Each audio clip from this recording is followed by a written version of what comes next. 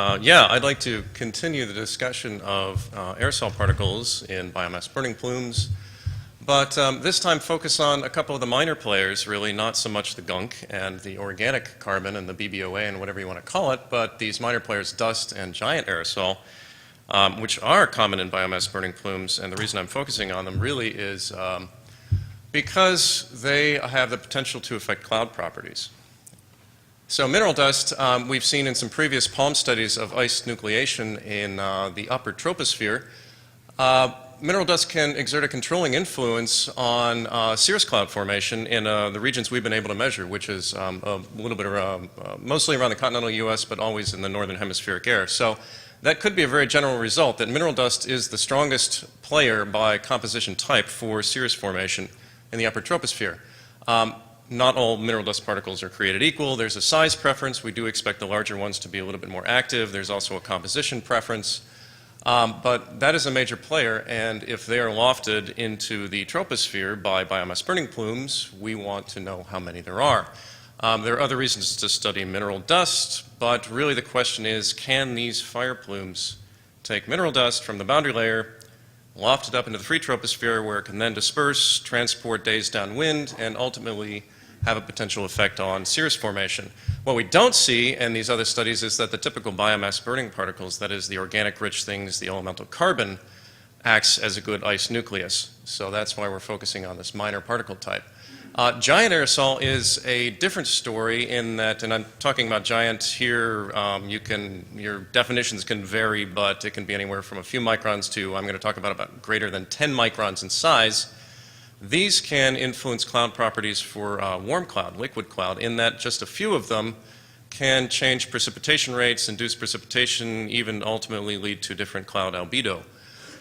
Their ice nucleation activity is largely unknown at this point, but they are very large particles. They have a lot of surface area, so that is a possibility, depending perhaps on their composition, that they also could be good ice nuclei. They're very rare. They don't usually contribute much to the particulate mass in the atmosphere. And an interesting point for this study, or these studies, which are aircraft studies I'm going to show, is that you cannot measure these with standard instrumentation and standard inlets internal to the aircraft, because the inlets cannot pass these. You have to use cloud probes, external probes. So again, ultimately the question is, can these fire plumes bring up enough giant aerosol to affect potentially warm cloud properties downwind? And to give you, calibrate you a little bit of number space, since that's what we're interested in for cloud forming properties, ice nucleation or ice nuclei concentrations over the continental US are typically on the order of 1 to 100 per liter. Giant CCN can start to affect cloud properties, precipitation rates, albedos with as few as 1 per liter.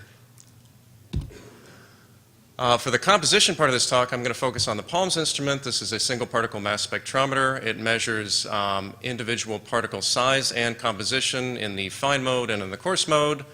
And this is an example of a single particle mass spectrum. This is mass to charge. Here is a log scale of signal.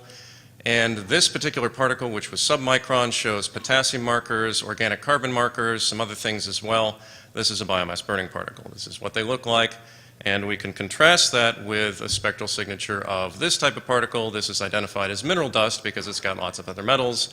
And so these are very distinct. These are the two primary particle types I'm going to talk about. But what I do with this data analysis is I take every particle spectrum and classify each particle into distinct broad particle classes.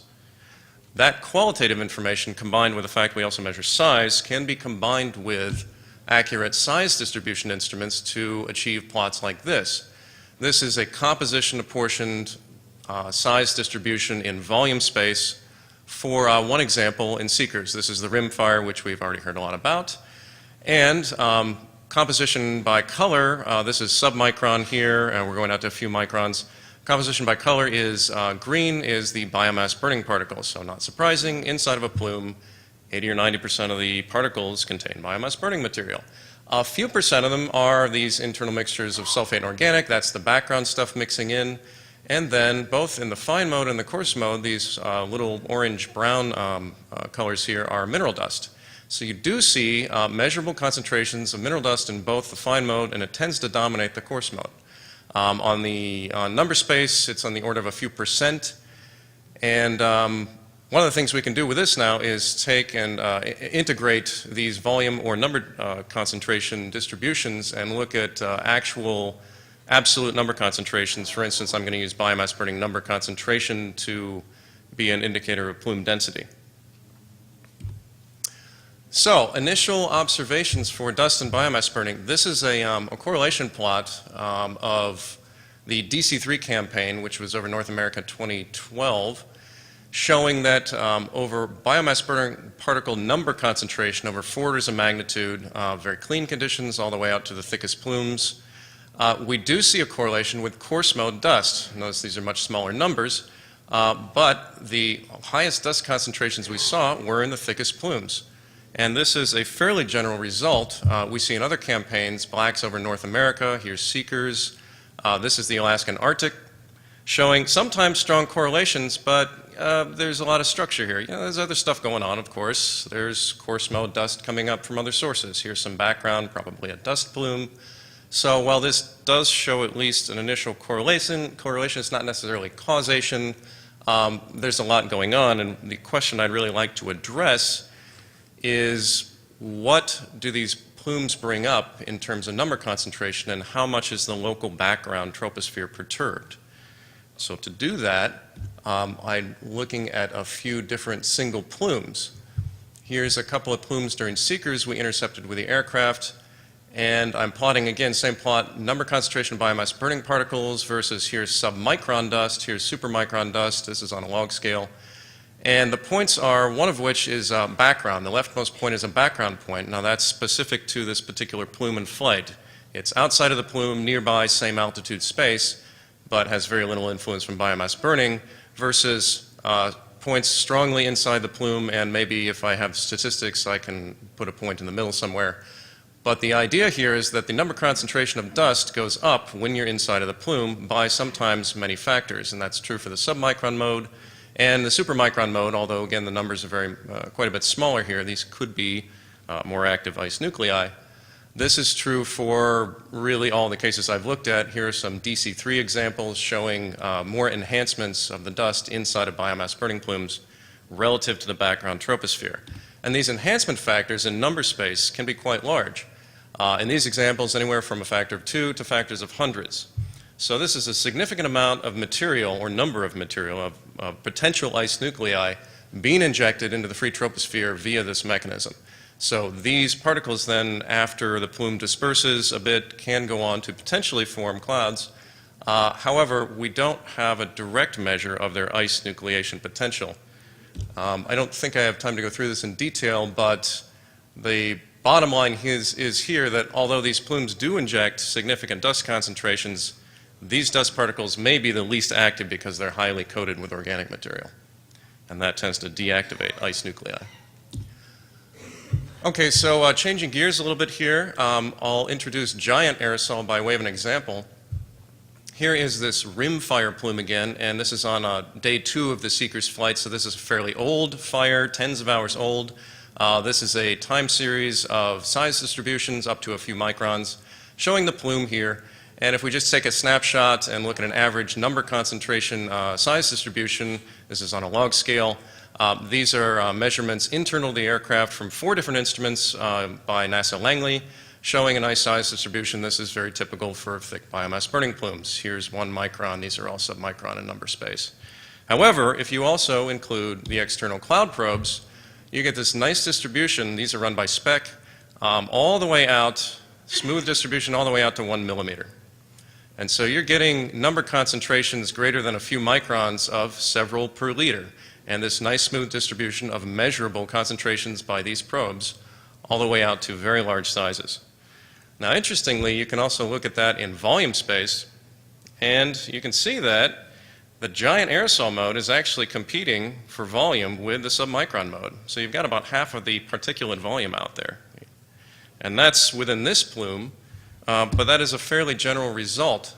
This is for the entire Seekers campaign, and here I'm plotting the volume ratio of giant to submicron over acetonitrile, showing that there's a pretty good relationship there. The thickest plumes have the most giant aerosol. And really, the plumes start right around here in acetonitrile, so the free troposphere really doesn't have appreciable concentrations, really in either volume or number of these giant aerosols. So it's really the fires that are bringing them up into the free troposphere. I excluded boundary layer air here because actually in certain types of the boundary layer or over certain land types, I found that these concentrations can be even a factor of 4 or 5 higher. What are these particles? Well, we don't have composition information for them, but we do have the imagery from the SPEC cloud probes. And here's a few examples. These are really amorphous, irregular particles, probably ash. These are really filament-like, probably some plant material, but these are big. These are, a lot of these are several hundred microns. And the question is, well, these are probably not very dense. How long can they stay in the plumes? They should have appreciable fall speeds. So here's a simple analysis from, again, the rim fire showing a reasonably fresh, as far as we sampled it, rim fire of a few hours old. This is a vertical distribution of number concentration. Black is the submicron mode. Orange is the giant aerosol on the top scale, and then this red one is the what I'd call supergiant or ultra-giant aerosol, greater than 55 microns. So you're getting, again, measurable numbers here. But the vertical distribution is pretty flat. We're seeing really constant throughout this plume. So if we look downwind a bit, about a day, the situation changes a little. You're still seeing quite a few of these aerosol here, measurable concentrations, but you're getting more in the lower part of the plume than you are in the upper part. And if we look even further downwind, now this is where other things are happening. You're starting to get other fires contributing to the plume. But you may start to see a fallout signature where the thickest plume is here, yet the maximum and giant or ultra-giant concentration is here. These are the ones, the biggest ones, are going to fall out first. So we may be seeing that signature starting. Eventually that's going to happen. You're going to see vertical sorting over time, and this 1 to 10 per liters of potential giant CCN are going to fall out of this thick plume into the boundary layer where they may have more of an effect on cloud properties.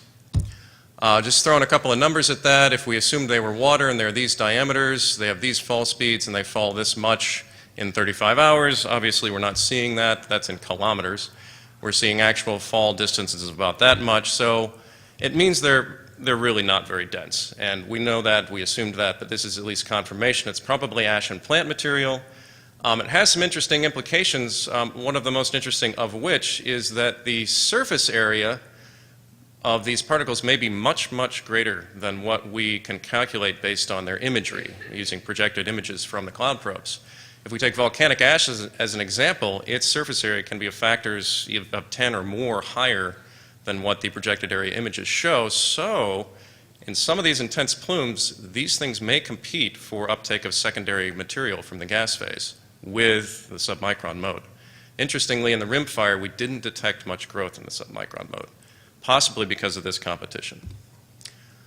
So just to summarize, mineral dust and giant aerosol are lofted into the free troposphere where they can potentially have effects on cloud formation. Particularly mineral dust is in fairly high number concentration, and this can have a regional effect. The giant aerosol is in number concentrations that may be more local to the plume, but then there's this idea of vertical segregation if they can fall out of the plume. Lastly, what I really didn't get a chance to talk about is that in the boundary layer, these giant aerosol concentrations can be much higher. And it is really very local or regional, depends a bit on land use type, I think. So these are some early results, fairly interesting, could use some more study, and in particular for this giant aerosol in the boundary layer, there are implications for things like remote sensing from AeroNet and LiDAR. Thank you.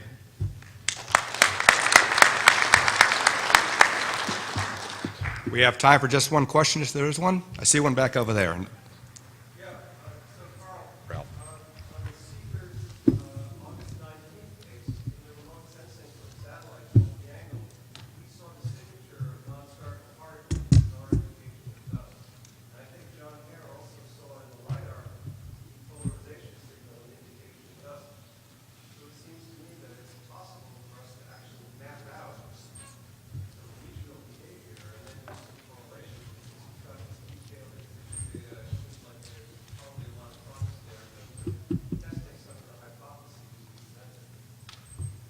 Yeah, I think in the different cases, we do have different amounts of dust within the plume and potentially different amounts of these probably highly depolarizing irregular particles in the giant mode.